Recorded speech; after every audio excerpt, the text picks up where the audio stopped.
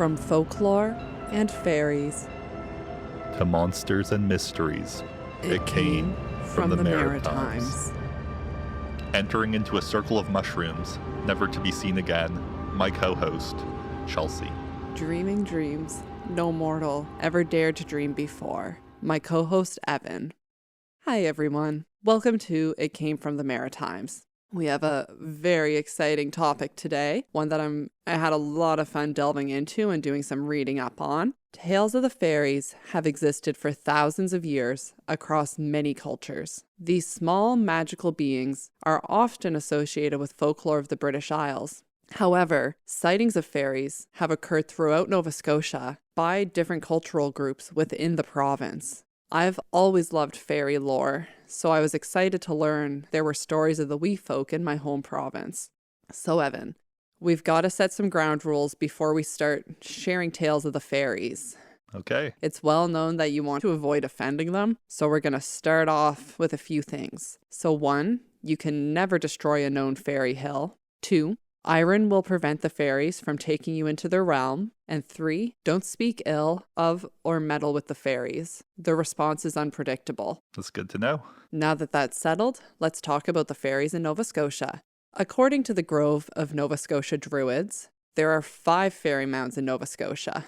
That's right, 5. Whoa. 1 in Inverness, Cape Breton. The 2nd in Sugarloaf Mountain, Cape Breton. 3 in Dartmouth. 4 in Dagger Woods, Antigonish. And 5 in Kejimkujik Lake. Now, I found these ones interesting. So Dagger Woods, it's an area known for having some mysterious events occur. And the Kejimkujik one, I had never heard anything about Kejimkujik with fairies before. For those who aren't familiar with it, it's a well-known national park and natural historic site in Nova Scotia. It's known for an area with a lot of importance in Mi'kmaq culture. So Evan and I used to camp there when we were growing up.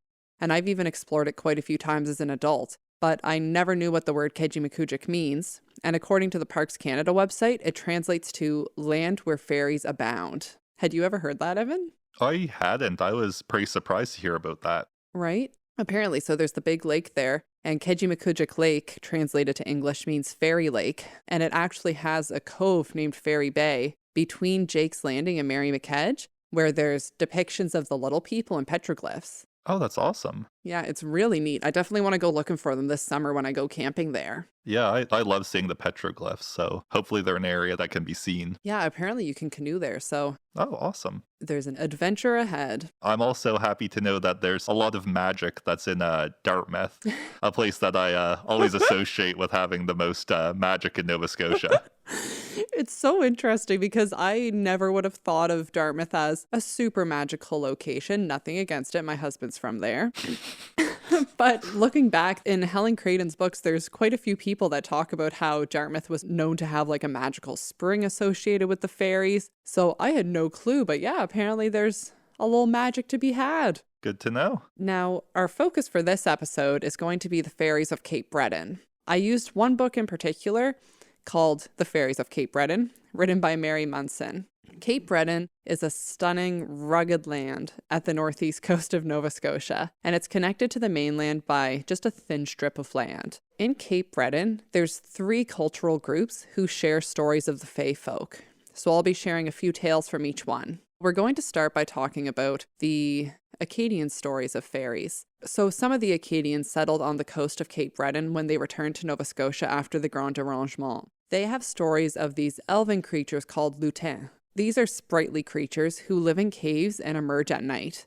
Now, they're known to take horses riding at night and braid intricate designs into the horses' manes to use as stirrups. The lutins are known to always treat the horses well, but they will take their anger out on the horses if the owners undo the braids, because it's just more work for them the next night when they want to go riding. Makes sense. So the only way to deter the lutins is to arrange a bucket of ashes in the barn, so it will fall if they try to approach the horse. Apparently, when the ashes fall, these sprightly creatures are so tidy that they'll be forced to clean it up, and they won't have time to take the horses riding that night. So people have reported that before the lutins arrive, they hear the sounds of wings flapping, wheels rolling, and laughing and singing. So what do you think? Would you be mad if a little fairy was taking your horse for a ride at night? That's interesting because I've read some Scottish folklore where it's similar. They'll braid the horse's manes and tails and things like that. But one thing is the fairies sometimes, if they're mad at you, they'll actually tire out your horse at night. So then by the next day when you're trying to use the horse to like plow a field or something, it'll be too tuckered out to be able to do anything. So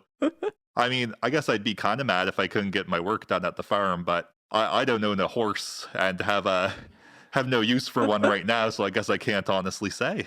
I don't know, I just find it so cute, the idea of them braiding the manes and then getting cranky when they're undone. There's some similar stories just regarding like the braiding of the manes that Mary Munson in her book shared from the Mi'kmaq people of Cape Breton, which is called Unamaki, report encounters with little people that they call Wiklatmu'j. And I'm so sorry if I mispronounced that. I'll be referring to them as little people going forward. So in general, these small creatures are considered beings of luck as long as you respect them. So one story was shared by a Mi'kmaq elder, Catherine Sorby. When her and a friend were young, they had heard that the little people were braiding local horses' hair. So they decided to place a plate of cottage cheese on the floor of her friend's barn as bait. And then they climbed up into the rafters to watch and wait. They fell asleep, but when they woke up, the plate of cottage cheese was empty and the horses' manes were braided in intricate plaits. A Mi'kmaq man, Alistair Stevens, told Mary Munson of an encounter with the little people he had one winter. He was hunting rabbits and was in the process of tracking one when he saw that it started running on two legs and it had beaded hair. So this creature was about 20 inches tall and it started swinging from nearby plants and then disappeared. So apparently, in Mi'kmaq culture, some believe that the little people are capable of disappearing in seconds by jumping into portals. So since his encounter, he's always left gifts of sugar and apples for them.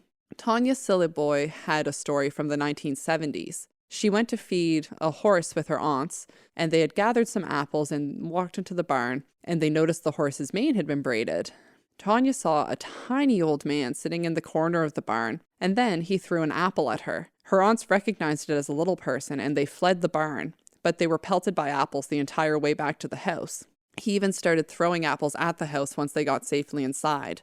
Her grandmother thought that he was trying to send a message. Tanya's family was well off with bountiful gardens, but they had neighbors nearby who were starving. The grandmother packed a bag of vegetables to give to the neighbors, and the little man never returned. So the final story from Mi'kmaq culture that I'd like to share is regarding a place called Glooskap's Cave that people have called sometimes the fairy hole. So Glooskap's Cave is thought to be Glooskap's resting place. Because he was such an important figure in Mi'kmaq culture, it's thought that this cave is protected by the little people. People who visit there feel like they're being watched. It's often thought that people aren't actually meant to enter this cave, and there's tales of people who have entered, but then they've had a stone rolled behind them so they can't get out, or dogs entering, and then when they come out, they don't have any fur. Some people have actually taken photos there, and they've seen little people in the background once their photos developed. Their skin looks like tree bark and their hair like moss. I looked at a few of these pictures in the book, and you can see like relatively distinct figures in them, so it's quite interesting. Oh, wow. That's interesting. I haven't seen much of the Mi'kmaq fairies before, and it is interesting that they're a lot more kind of natural looking. The ones I've heard, you wouldn't necessarily be surprised to hear them like associating with nature, but I think of them as still looking more human. Right, and that's it. It's interesting because there's so many like similarities within stories of the fairies, like really across the world. But yeah, it is interesting how there's those subtle differences. Mm-hmm. Now, the final group of stories we're going to be sharing are from Gaelic culture. Nova Scotia has quite a large history of people who moved here from the Highlands of Scotland and its western regions. And a lot of those folks now reside in Cape Breton and northern Nova Scotia. So the Gaelic people brought their love of music and storytelling, as well as their belief in fairies. Fairies in Gaelic culture are generally considered to be short, dangerous, and mischievous creatures who live in nature. There's mixed reports as to whether they're beautiful beings or homely sprites. The town of Inverness, its name actually comes from a Gaelic word which means house of the fairies. So Inverness was built on a small hill that people used to report seeing thousands of little people on. So people of Scottish descent who believe in the Fae think that fairies followed their believers from the old country to Cape Breton because they were bonded in some way to the people who had worked the land they cherished. The first story I'll share is of Lachlan and the Fairy Woman. A man named Lachlan lived in Scotland, and he was very much so in love with a fairy woman, but she insisted on spending every night with him, and he grew weary of her. He decided to move to Cape Breton to escape her constant attention, and once his plan was hatched, there were women milking in the meadow nearby at sunset, and they heard the fairy woman start to sing, "What will the brown-haired woman do when Lachlan is on the billows?" Now, Lachlan thought he had made a clean getaway once he landed in North America, but soon realized he hadn't succeeded in evading his former fairy love. In his first letter home to his friends and family, he told them that she had followed him, and he was stuck with her there. I feel like that's commitment. I was about to say that's a far ways to go crossing the Atlantic. She must have really loved him. I guess so. So a lot of stories of fairies seem to involve the gift of music. So there's a story of one man named Donald Campbell. I'll be honest, a lot of these fairy stories involved men named Donald, so I don't know if there's just a lot of Donalds or if it's just a lot of Donalds have had encounters with fairies, but I'll be telling a lot of Donald stories going forward. So Donald Campbell was in the woods and he heard beautiful music. He followed the tune to a small door in a hill, and as he opened the door, he stuck his knife in it. You see, back in the day, all men carried a small piece of iron with them, just in case they encountered a fairy, because it was meant to protect them from being carried off to the fairy realm. Many men who have some common sense about them will still carry a nail in their pocket today in case the opportunity arises. Now, Donald walked down the staircase into the great hall, and a group of fairies were dancing. One old fairy sat in the corner, and he told Donald that he was wise to put the knife in the door, and because he had shown intelligence, he would give Donald a gift. Donald asked for the gift of fiddling, and he was gifted a magic bow and known to play the best tunes the rest of his life. Now, as someone who has tried, without much luck, to learn the fiddle, maybe I just need to find a fairy hill and ask for the gift. I guess so. I mean, you better start carrying around a nail in your pocket to do so. Right? It makes you wonder because there's a lot of famous Nova Scotian musicians who have come from Inverness County. And one of the things I read online was that some people wonder if the gifts of the fairies have contributed to their success. Oh, that's interesting. Yeah, because a lot of the kind of best known musicians have come from there. Yeah. One thing I think is interesting is I've heard a story that's very similar to this, but rather than sticking a nail in the door and getting a gift, it was a man who just entered the door without doing that. And then he was lost for several years, just so entranced by the music. Yeah. And then when he fell out, it was like a year or two later, and his friend was like, "Where have you been? We've been looking for you." And he's like, "Oh, just hanging out. So that's why you've always got to carry that. Gotta get some iron." Carry that iron. Now, I have another story regarding fairies and music about another Donald. We don't know this Donald's last name, but he was an old man with a big hump on his back.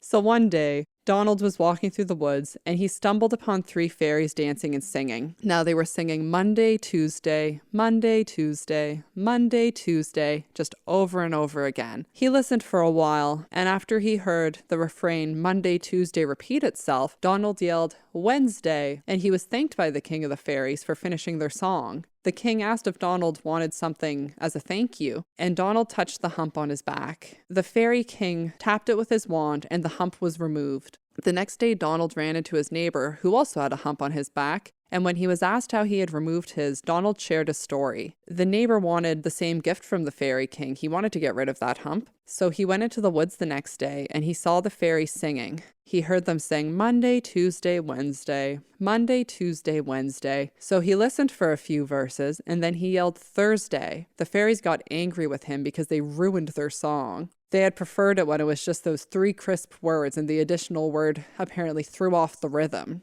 The fairy king was so enraged that he tapped the neighbor's hump with his wand and added Donald humps to the neighbor's back. So then the neighbor left with 2 humps on his back. Poor guy's like a camel. He is. Those fairies, they're vengeful if you mess with them. I wonder if he had just finished the whole week, what they would have done. Thursday, Friday, Saturday, Sunday. That sounds like 3 extra humps. I guess so. It's a dangerous game to play. It is. I guess we'll never know for sure. No. Poor Donald's neighbor, I guess. Well, that's just it.